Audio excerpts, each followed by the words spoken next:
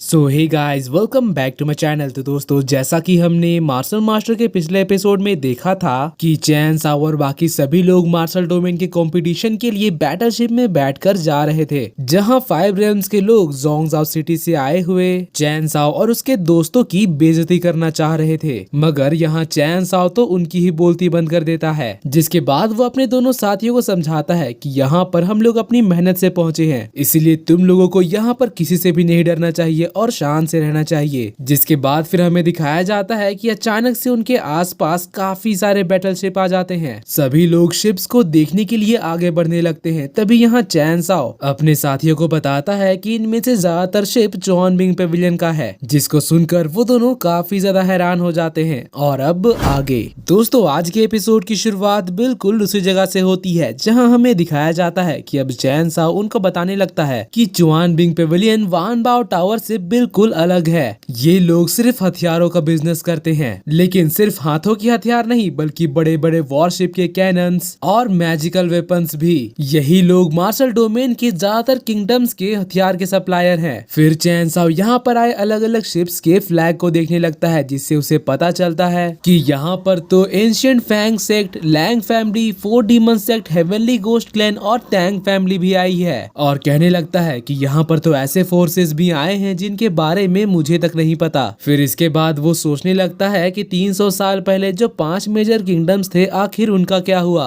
जिसके बाद फिर हमें दिखाया जाता है कि सभी डिसाइपल्स अपने अपने शिप से उतर रहे थे। चैन और उसके साथी भी यहाँ पर उतर जाते हैं। रेड हेयर बॉय इस जगह को देखकर काफी ज्यादा खुश हो रहा था। तभी वहाँ 5 रेल्म्स के लोग आकर उसका मजाक उड़ाने लगते हैं। वो कहते हैं कि देखो, अब यहाँ पर कद्दू कल्टीवेशन वाले भी आने लगे हैं। जिसके बाद फिर उसका एक साथी आकर रेड हेयर बॉय को बताने लगता है कि देखो, ये लोग वूयू जीनियस हैं और तुम लोग आए हो सियासीयू से, इसीलिए अपनी औकात मत भूलना। तुम्हारी हैसियत तो हम लोगों का जूता उठाने का भी नहीं है। रेड हेयर बॉय को उसकी इस बात से गुस्सा आ जाता है और उसके ऊपर अटैक करने पड़ता है, मगर तभी ये मुंह आकर उसको रोक लेता है। मगर वो बंदा अब भी नहीं माना था। वो कहता है कि तुम लोग चींटी हो और हमेशा चींटी ही बनकर रहोगे, जो कि हमेशा की तरह हम जैसे लोगों के कदमों के नीचे आकर कुचले जाओगे, क्योंकि तुम जैसे लोगों की यही डेस्टिनी है। तो उसकी इस बात पर रेड हेयर बॉय कहता है कि तुम लोग हमें खुद से इतना नीचे समझते हो, लेकिन इसके बावजूद भी देखो, तुम्हें हमारे साथ मिलकर कॉम्पीट करना पड़ रहा है। लगता है कि तुम्हारी औकात भी अब चींटी वाली बन गई है। मगर तुम चिंता मत करो, मैं जोंगजाओ सिटी का जीनियस हूँ। मैं ध्यान रखूंगा कि मेरा जूता तुम्हारे ऊपर ना पड़े। रेड हेयर बॉय की ये बात सुनकर वहाँ पर आए बाकी डिसाइपल्स काफी ज्यादा हंसने लगते हैं, क्योंकि उस बंदे की अब यहाँ पर बोलती बंद हो गई थी।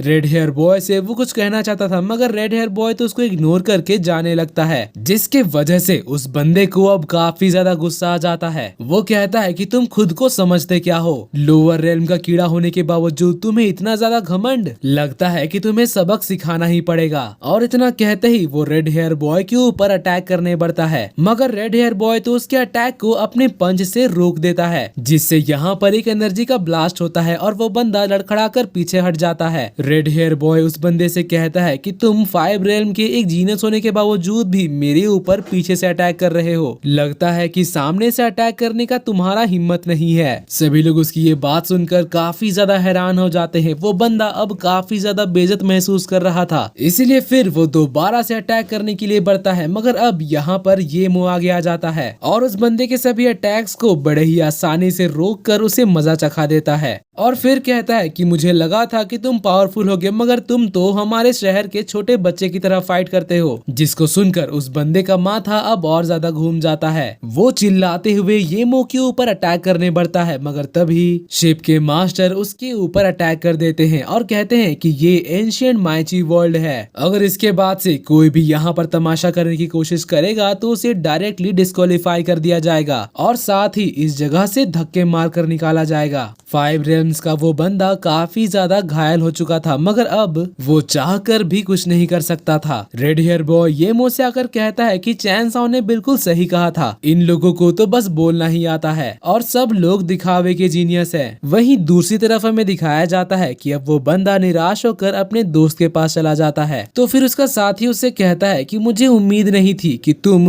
लोअर रीजन के 2 लोगों का सामना नहीं कर पाओगे, तुम तो उनसे भी ज्यादा ट्रैश निकले। फिर वो मन ही मन कहने लगता है कि अब मुझे ही कुछ सोचना पड़ेगा। जिसके बाद फिर उसकी नजर ब्रदर लिंग पर जाती है। वो जाकर उनसे कहता है कि क्या मैं आपसे कुछ कह सकता हूँ। तो लिन कहता है कि हाँ जरूर ब्रदर लियांग, तुम्हें क्या कहना है। फिर वो दोनों यहाँ पर चैन साओ और उसके साथियों के खिलाफ प्लान बनाने लगते हैं। लिन कहता है कि तुम उन तीनों को जान से मारना चाहते हो और उसके लिए इतना सोच रहे हो, ये तो मेरे लिए बाएं हाथ का खेल है, मगर तुम ये मत भूलना कि इसके लिए तुमने मुझसे जो प्रॉमिस किया है वो तुम्हें पूरा करना होगा। तो लियांग कहता है कि मिस्टर लिन आप इसकी चिंता मत करिए। तभी वहाँ पर सिंह जियोयांग उनकी बातें सुन लेती है और फिर वो तुरंत जाकर चैन साओ से कहने लगती है कि मुझे मेरे अंकल की बात नहीं माननी है, मगर मैं तुम्हें एक एडवाइस देना चाहती हूँ। मार्शल डोमेन में मैं तुम्हारा ध्यान नहीं रखने वाली, इसीलिए तुम्हें वहाँ केयरफुल रहना होगा और तुम्हारे लिए बेहतर यही होगा कि तुम बड़े ग्रुप के साथ मिलकर रहो, वरना अगर कुछ तुम्हारे साथ होता है तो बाद में मुझे मत ब्लेम करना कि मैंने तुम्हें रिमाइंड नहीं किया था। चैन साओ उसकी ये बात सुनकर समझ जाता है कि कोई उसके खिलाफ प्लान बना रहा है, लेकिन फिर मजाक में वो सिंह जियोयांग से कहने लगता है कि तुम मुझे इसके लिए रिमाइंड करने क्यों आई, कहीं ऐसा तो नहीं कि अब तुम्हें मेरी फिक्र होने लगी है। तो सिंह जियोयांग को उसकी इस बात से गुस्सा आ जाता है। वो कहती है भाड़ में जाओ। तभी अचानक से यहाँ का एटमॉस्फेयर हिलने लगता है और हमें दिखाया जाता है कि एक बहुत बड़ी सी शिप आकर मार्शल डोमेन के ऊपर आकर खड़ी हो जाती है। डिसाइपल्स उस जहाज को देखकर पहचान लेते हैं कि ये तो फैंटम डीमन सेक्ट का है। चैन साओ यहाँ पर उस सेक्ट का नाम सुनकर हैरान हो जाता है। वो कहता है कि मेरी पिछली जिंदगी में तो मैंने इस सेक्ट का नाम कभी नहीं सुना था, लगता है कि ये कोई नया सेक्ट है। तभी मास्टर गाओ कहते हैं कि मुझे यकीन नहीं हो रहा है कि फैंटम डीमन सेक्ट के लोग भी इस कंपटीशन के लिए आने वाले हैं। तो फिर चैन साओ अब उनकी ये बात सुनकर पूछने लगता है कि क्या फैंटम डीमन सेक्ट बहुत ही ज्यादा पावरफुल है। जिस पर मास्टर गाओ बताते हैं कि फैंटम डीमन सेक्ट एक नया फोर्स है जो कि सिर्फ फीमेल डिसाइपल्स को एक्सेप्ट करती है। वो लोग बड़ी बेरहमी से काम करते हैं, इसलिए लोग उन्हें विच क्लैन के नाम से भी पुकारते हैं। तुम तीनों को एंशिएंट माइची वर्ल्ड में जाने के बाद इन लोगों से दूर रहना चाहिए। जिसको सुनकर वो लोग काफी ज्यादा हैरान हो जाते हैं। चैन साओ कहता है कि क्या वो लोग सच में इतने ज्यादा खतरनाक हैं। और दोस्तों इसी के साथ आज का ये एपिसोड यहीं पर खत्म होता है। अगर आपको मेरी एक्सप्लेनेशन और ये एपिसोड पसंद आए तो प्लीज वीडियो को लाइक कर देना और जाने से पहले चैनल को सब्सक्राइब करके बेल नोटिफिकेशन भी ऑन कर लेना, ताकि जैसे ही इसका नेक्स्ट एपिसोड आए तो आपको सबसे पहले पता चल जाए। तो मिलते हैं आपसे अगली वीडियो में, तब तक के लिए bye bye, be happy, be safe and thanks for watching.